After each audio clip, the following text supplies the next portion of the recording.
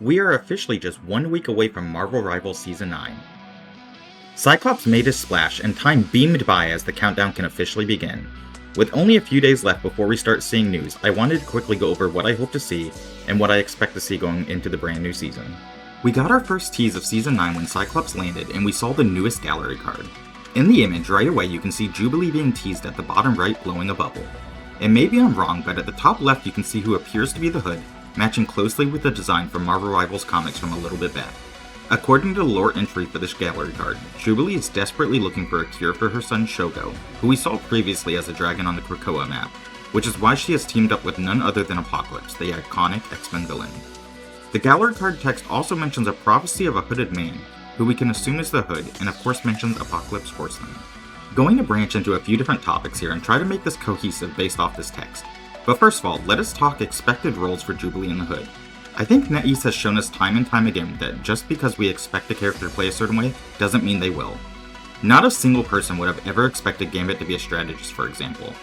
I personally think Jubilee will be either a strategist like Gambit or a duelist due to her explosive power. Back in Season 1, we got the Vampire and Dracula storyline, and even recently we got the entire Vampire PvE mode, which the developers said actually finished earlier than expected. I think due to this that we may see a mixture of Jubilee with both her firework abilities, but also her vampiric abilities in the comics. This could lead her to draining health from enemies and being both short range and long range due to the mixture of powers, or maybe she is able to heal due to these same abilities and the power of Chronovium. All I know is I better see some pretty big fireworks from her. On the other hand, we have the Hood, who really could be any role as well. He can do a lot in general in the comics. The Hood can go invisible, teleport, has his pistols with magic bullets like he is Dante, he can walk on air, see through illusions like Loki's clones, and can even transform into a demon, giving him increased strength and speed. The Hood is a wild card. They could literally do so much with his kit, and I think they will really surprise us with him. However, I do think the Hood could be a Vanguard. We have needed more core Vanguards, and due to these abilities of his, I think they could find a way for him to really shake up what we currently have. In my personal wishes though, we will end up with a strategist and Vanguard season, and hopefully have two fun heroes that people want to play in each of the roles. Now, of course in just a few days we will get a ton of skin announcements through both the Battle Pass and the roadmap. I want to talk about the potential of skins for the 4 Horsemen of the Apocalypse. Obviously Jubilee will be one of these as we see in the gallery card, but who could be the other 3? Due to Synergy and X-Men 97 being out right now, and spoiler alert, Gambit is currently deceased, I think Gambit will be one of the Horsemen. I think his Horseman appearance is iconic and makes sense to match it with both the show and the story currently going on in Marvel Rivals. Magic is a likely one because of her conversation with Moon Knight mentioning helping Apocalypse, but another one I'm going to throw out there is Scarlet Witch. Scarlet Witch and Magic have a conversation about how crazy it would be to help Khonshu or Apocalypse.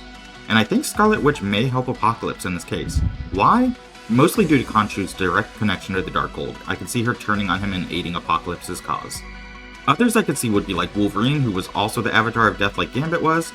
Others outside of mutants like Moon Knight have been Horsemen before under Apocalypse, but due to X-Men 97 being out and also featuring heavily on Apocalypse, I think that this will be focused on the core group of X-Men adjacent characters instead of branching too far.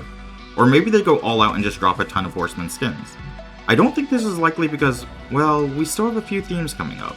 Miller Ross had said on Twitter that the summer skins we saw were the end of Wave 1, meaning we must see more skins during Season 9 at some point, right? I think it is likely we get at least a couple more like maybe Rogue, Gambit, Scarlet Witch, Blade, or hopefully Storm. Storm and Black Panther both got an emote around their original wave of summer skin announcements, and leaving them out of getting summer skins themselves would be quite disappointing honestly. I think we could also end up seeing a funny summer skin like either Deadpool, Devil Dino, or Venom, as they like to throw people for a loop sometimes.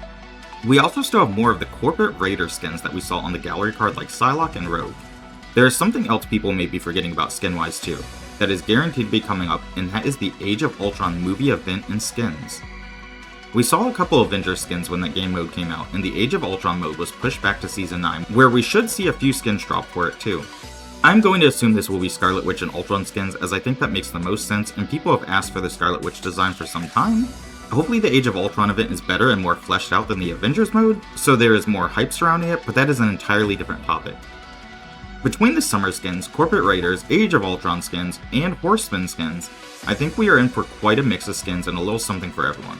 This doesn't even include possible X-Men animated skins or Marvel token skins with that game releasing in early August.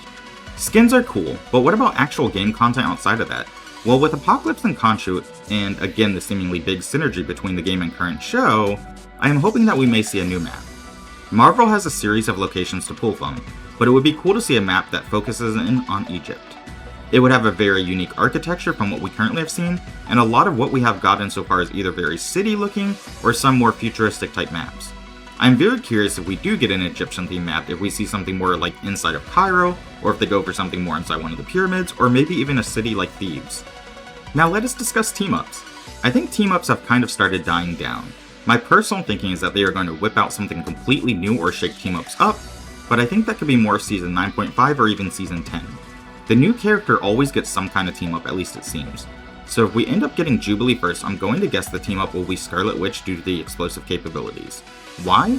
Well, this goes back to the Horseman conversation earlier. If Jubilee is not a strategist, I could see her having a team-up with Gambit, but if she is, I don't think they would push two specific strategist combos like that.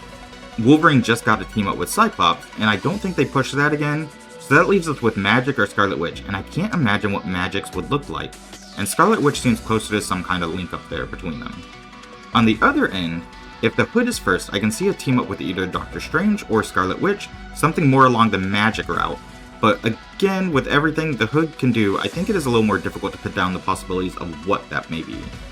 As for balancing, I think the Season 8.5 patch was actually really good. There was some hiccups, but it is going in the right direction. I am a little more harsh on balancing and think that if I went fully into it, it would lead to a lot of fights, but I personally think damage and healing across the board need to go down and not up. It is annoying to a lot of players to be getting two-shot by Cyclops, Hela, or Phoenix. I mostly want to see what they do, because after the 8.5 patch, I believe things could hopefully start moving in the right direction, and really hope Season 9 doesn't just immediately undo all of that. As for rank changes, I'd like to see no double bans pushed into the game. We know they can do it, we see it possible tournament style, and I'm sure people would be okay waiting a few more seconds for the game to start to prevent this, especially as the roster keeps growing bigger every single month. I may start a fight with this too, but I think the placement match system does not work as it should. It really feels like it does nothing in the long run, so if they keep it, I'd like to see it completely reset everyone's rank each season, and have the 10 placement matches almost be like its own pool and weighted a lot heavier, or, I don't know, just drop it. I think ranked is a mess, as some people get carried each season by just jumping into ranked and playing nothing but it, and it really throws others off their own ranks when they try to climb, and when they have to deal with players that should not be in there in the same category. Sorry, but it's true. But enough about that. I could ramble on and on. My main wish, as always, each season is a complete custom game overhaul. I want to see new options, modifiers, game mode, tweaks, etc. You can do so much with custom games and really give players a lot to work with, and I hope the developers are at least starting to work on it so we can see it within the next year. I want to be able to create unique modes and rules just by jumping into customs, and through that create fun and memorable events. We are just a few days away now, and honestly I will be sitting up just thinking about what will be coming for days.